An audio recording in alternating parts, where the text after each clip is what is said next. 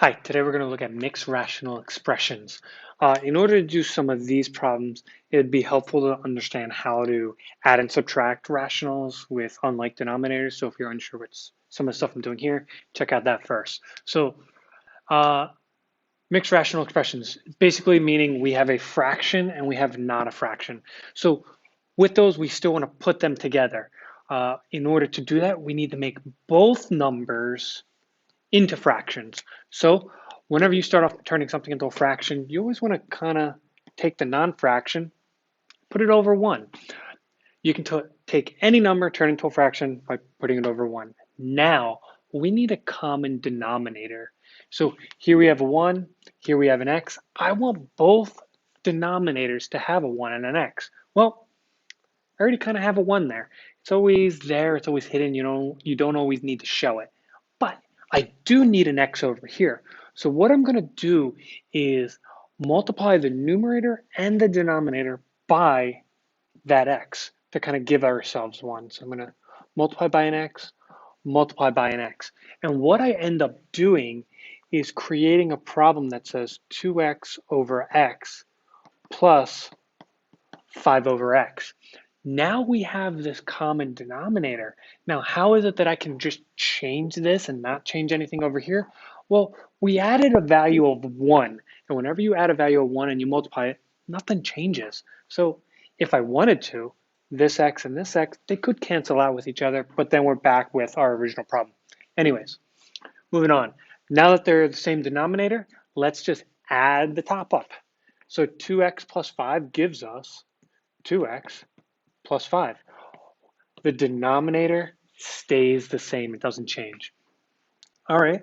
So how does that work when you have a binomial down here? Well, same setup. I want to turn that whole number of 6 to a fraction, putting it over 1. I already have this group of x plus 1. I want an x plus 1 group on this side, so I'm going to multiply by x plus 1. If I do it on the bottom, I got to do it up top. Now, let's distribute, multiply, and then add everything up. So you're going to come up with, if I distribute, and I'm allowed to go backwards, 6x plus 6 all over distribute, or really if you multiply by 1, you get that same thing. So x plus 1 plus 5 over x plus 1. Our denominators are now the same. So let's just combine like terms up top.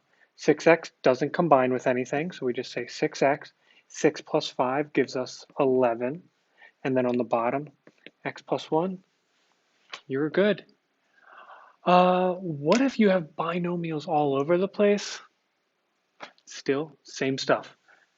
Turn me to a fraction. Okay, I want this x plus 5 and I want that 1 to both be the same.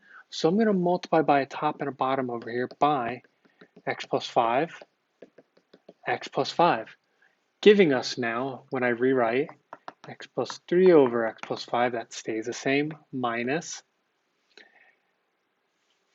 x plus 5 on the bottom. And then up top, I need to multiply those two things together.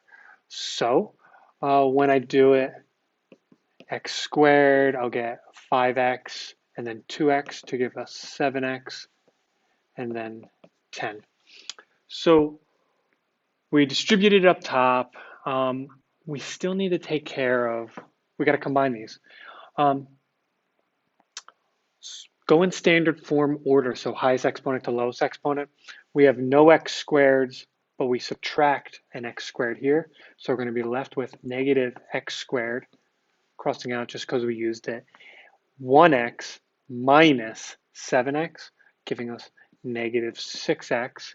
We used it. 3 minus 10, giving us negative 7. And then on the bottom, that denominator stays the same.